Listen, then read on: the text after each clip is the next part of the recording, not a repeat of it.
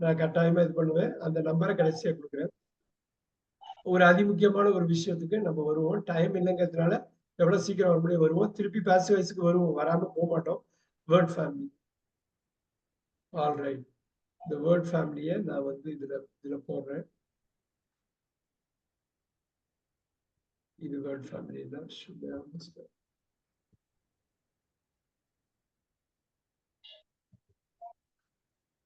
All right.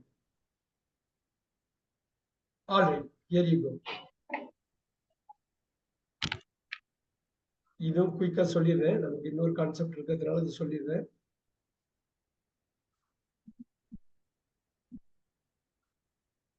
All right. Here you go. இது தெரிஞ்சு வச்சுக்கலாம் நீங்க. இப்ப நான் வந்து ஒர்க்குன்னு நான் போறேன்னு வச்சுங்க. ஒர்க்குன்னா என்ன அர்த்தங்க? வேலை.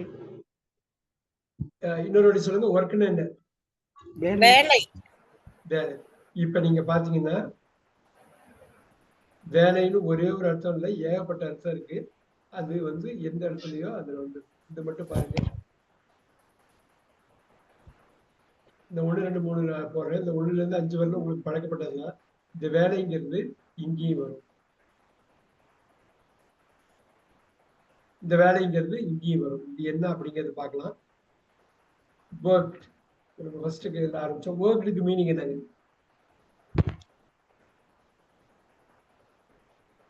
நேற்று சொன்னமே, ஃபர்ஸ்ட் சொன்னதுதான்.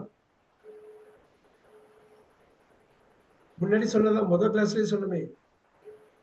இப்ப இது வந்து வேலை, ரைட்? இது வந்து வேலை. நல்லா பாத்தீங்க. இது வந்து வேலை. தமிழுக்கும் ஆங்கிலத்துக்குள்ள வித்தியாசத்தை சொல்லி தான் முடிக்கணும். அதனாலதான் இது பண்றோம். இங்க பாருங்க, இது வந்து வேலை. இது என்னவா இருக்குங்க? ஏன் யாருமே சொல்லலையா? இது வேலை. இது இதுவும் பார்த்தா ஒரே மாதிரி இருக்கு. ஆனா வேற ஏதோ சொல்ல வர்றேன். வேலை செய்கிறேன். அவ்வளவுதான். அது மட்டும் சொல்ல போதும். ஒண்ணு சொல்ல போது பாக்கலாம். I work. ஐ ஒர்க்னு சொல்றோம்ல, நல்லா பாத்தீங்க. ஐ ஒர்க்னு சொல்றோம்ல, நான் வேலை செய்கிறேன். நோட் பண்ணிக்கங்க. இது வந்து வேலை செய்கிறேன். நோட் பண்ணிக்கங்க. இது நோட் இட் டவுன். எழுதுறதுன்னா அது எழுதிடுறேன். அது முக்கியமானது. ஒரே ஒரு இதுக்கு எழுதுறேன். பாக்கியெல்லாம் நீங்க பாத்துங்க. பாருங்க. ஐ ஒர்க்னா நான் வேலை செய்கிறேன். அப்ப இது நீங்க தெரிந்து கொள்ள வேண்டிய ஒரு விஷயம், முக்கியமான விஷயம். இப்ப பாருங்க, இத வந்து நான் கொஞ்சம் நேரம்னாலும் பரவாயில்ல தமிழ்ல போடுறது. இது வந்து ஒரு அர்த்தம் வந்து வேலை செய்கிறேன். அதுல 5 அர்த்தம் இருக்குன்னு நேற்று பார்த்தோம். வேலை செய்கிறேன், வேலை செய்கிறோம், வேலை செய்கிறாய், வேலை செய்கிறீர்கள், வேலை ஒரு 5 அர்த்தம் இருக்கு. இது வந்து இதுக்கு பேரு அதான் V1 பாங்க. வேலை செய்கிறேன், ஐ ஒர்க். இதுக்கு பேர் என்னங்க?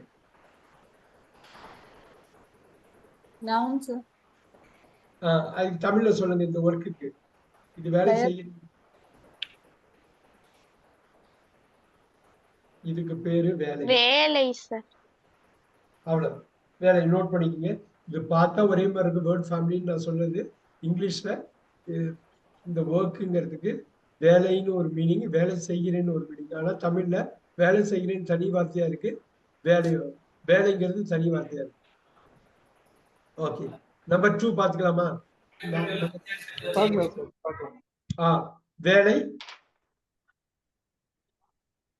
வேலை செய்தேன். வேலை செய்தேன். இதை மட்டும் மாத்தி விடுங்க. வேலை செய்தேன். வேலை செய்தேன். நோட் பண்ணிக்கோங்க. இந்த ஒரே ஒரு இது மட்டும் நான் போடுறேன். நீங்க பாக்கி எல்லாமே இருக்கு. நான் எல்லாமே வீடியோ ஃபார்ம்ல நிறைய வச்சிருக்கேன். நீங்க வந்து அதை யூஸ் பண்ணிக்கலாம். அது ஒன்றும் பிரச்சனை இல்லை. ஆனா நீங்க புரிஞ்சுக்கிட்டு பண்ணணும். நான் வேலை செய்தேன். All right. இந்த ஒர்க். இது வேலை செய்தேன். இங்க நம்பர் 3. இங்க பாருங்க. ஃபர்ஸ்ட் 5 நம்ம பார்த்ததுதான். Work, work, work, working, works.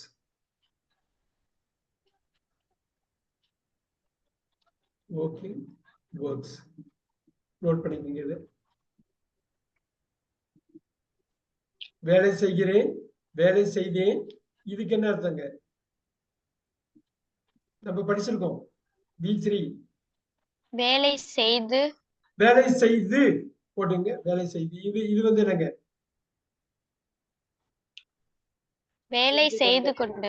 வேலை செய்து. இது ரெண்டுமே எழுதிக்கிங்க. வேலை செய்து வேலை செய்து கொண்டு. குயிக்கா எழுதிக்கிங்க. நானும் எவ்வளவு குயிக்கா பண்ண முடியுமோ பண்ணிடுறது. இப்ப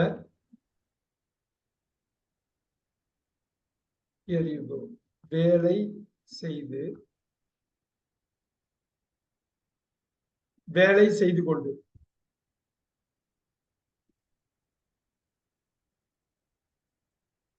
All right, let's do this.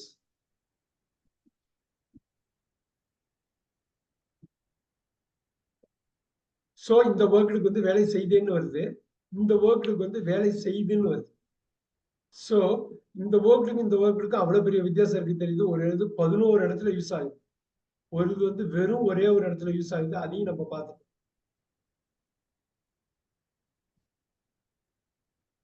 வேலை செய்து கொண்டு. நல்லா பாத்துக்கங்க. இது வேலை செய்து, இது வேலை செய்து கொண்டு. இது போடலாமா? வேலை செய்கிறான்னு போடலாமா? அது ஒண்ணே ஒண்ணு மட்டும் போட்டுக்கலாமா? வேலை செய்கிறான்னு வரும், செய்கிறான்னு வரும், செய்கிறதுன்னு வரும். இப்ப வேலை அது மட்டும் போடுங்க. ஒண்ணே ஒண்ணு மட்டும் போடுங்க. வேலை நோட் பண்ணிக்கிங்க. கொஞ்சம் லேட்டானாலும் பரவாயில்ல, குயிக்கா பண்ணிக்கலாம். வேலை செய்கிறான். ஹீ ஷீட்டுக்கு வரும். நம்ம ஒன்லி ஹீக்கு மட்டும் இப்போ போடுறோம். அடுத்த 3 நீங்க போட்டுக்கலாம், பண்ணிக்கலாம். வேலை செய்கிறான். ஒர்க்ஸ். இங்க பாருங்க, இந்த பொசிஷன்ல வேலை வந்து ஒர்க். இங்க ஒர்க்ஸ் 4-5 ஒர்க்ஸ் இருக்கு. ஸோ யூஎஸ்ல இது யூஸ் பண்ண மாட்டாங்க, பட் யூகேல யூஸ் பண்ணுவாங்க. ஒர்க்ஸ். இந்த ஒர்க்ஸுக்கு என்ன மீனிங்கா இருக்கு? இதே 6ல உட்காருது. இது என்னவா இருக்கும் மீனிங்? ஏதாவது ஒரு வேலைகள். அருமையா சொல்லுங்க, அருமையா சொல்லுங்க. எழுதிக்கிங்க வேலைகள்.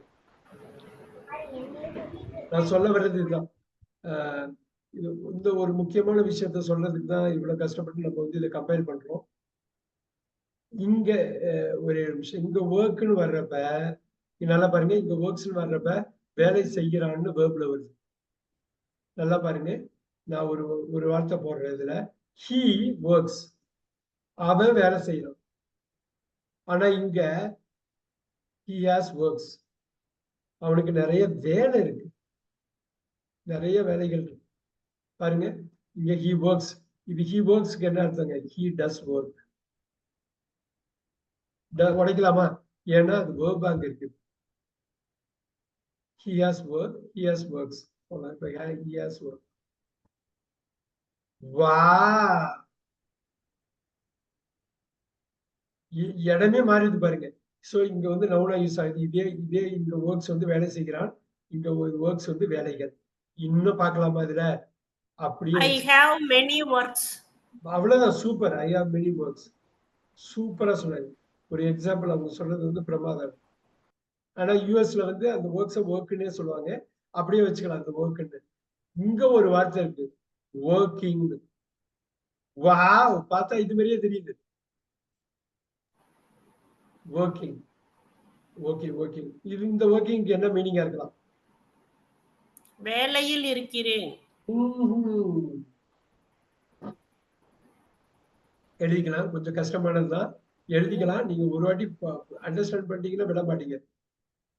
புவனேஸ்வரி ஞாபகம் இருக்கா அது என்ன வார்த்தை சொல்லுவேன்னு?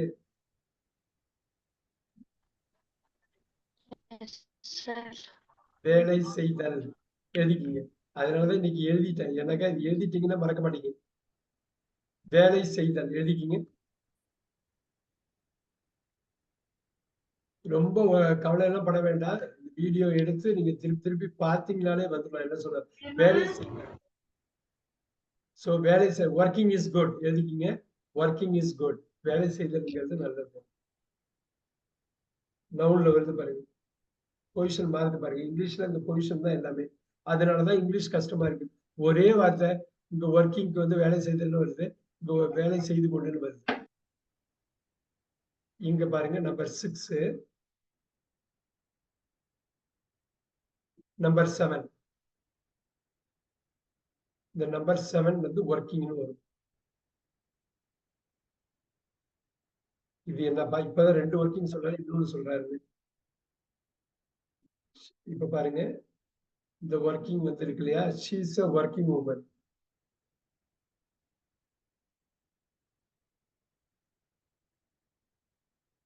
அந்த அவ எப்படிப்பட்டவ? அவ வேலை செய்கிற பெண்மணி. வேலை செய்கின்ற எழுதிக்கிங்க. இதை மட்டும் இது பண்ணிட்டு குயிக்கா உங்களுக்கு எக்ஸ்பிளைன் பண்ணிடுறேன். வேலை செய்கின்ற.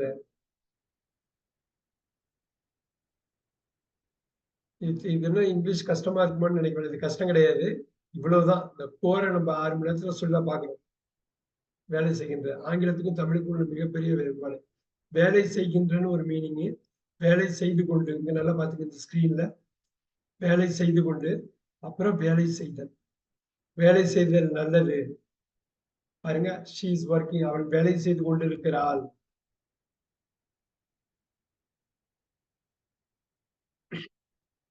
அவள் வேலை செய்து கொண்டு இருக்கிறாள். நல்லா பாத்துக்கங்க. அவள் வேலை செய்து கொண்டு இருக்கிறாள். வேலை செய்தல் என்பது நல்லது. அவள் வேலை செய்கின்ற பெண்மணி. வேலை செய்கின்ற, வேலை செய்தல், வேலை செய்து கொண்டு. இது மூணுத்துக்கும் 3 பொசிஷன் இருக்குது. ஸ்லைட்டா டிஃப்ரெண்ட் மீனிங் இருக்குது. இதை நோட் பண்ணிக்கங்க. Look at that. ஸோ இதான் வேர்ட் ஃபேமிலி. இந்த வேர்ட் ஃபேமிலியில என்னன்னா ஒண்ணுக்குள்ளேயே இன்னொரு கனெக்ஷன் இருக்கும். அப்புறம் ஒண்ணு தெரிஞ்சா இன்னொன்னு தெரிஞ்சுக்கலாம். அப்புறம் ஒரே மாதிரி இருக்கிறது வேற வேற ஆளுங்களா இருக்கும். ஸோ இப்ப இந்த ஒரு இதை வந்து V1, V2, V3 இப்ப ஒரே ஒரு இது பார்க்கலாம். நம்ம ஏதாவது ஒண்ணு பார்க்கணும்னு வச்சுங்க. நான் வந்து ஸ்விம் பண்றேன். அது வந்து ஸ்வாமா மாறும். நீச்சல் அடிக்கிறேன், நீச்சல் அடித்தேன். இங்க பாருங்க, நீச்சல் அடித்து ஸ்வம். இங்க பாருங்க, நீச்சல் அடித்து கொண்டு. நல்லா பாத்துக்கோங்க. இது நீச்சல் அடித்து கொண்டு ஸ்விம்ஸ். போடலாமா? ஸ்விம்ஸ். நீச்சல் அடிக்கிறான். இங்க பாருங்க, நீச்சலுக்கு என்னவங்க சொல்லுவீங்க? Swimming sir. இங்க ஸ்விம்மிங் வந்துடும். அப்புறம் it was a great swim. நல்லா பாருங்க, நீச்சல். இப்ப இதுவும் நீச்சல் தான், இதுவும் நீச்சல் தான். ஸ்விம். இங்க நல்லா பாருங்க, ஸ்விம்மிங் பர்சன். அந்த நீச்சல் அடிக்கின்ற நபர். நீங்க எங்க பார்த்தாலும் இந்த கான்செப்ட் இருந்துகிட்டே இருக்கும். ரொம்ப ஈஸியா பண்ணிட்டு போயிடலாம். சோ இதுல பாருங்க, ஐ ஸ்விம். I swim.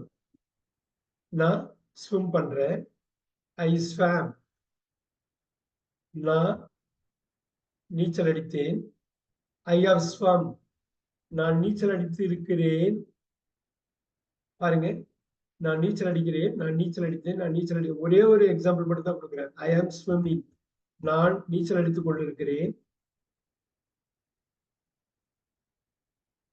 ஒரே ஒரு எக்ஸாம்பிள் தான் கொடுக்குறேன், புரிஞ்சுக்கணுங்கிறதுக்கு. அதுக்குள்ள swimming is good for health.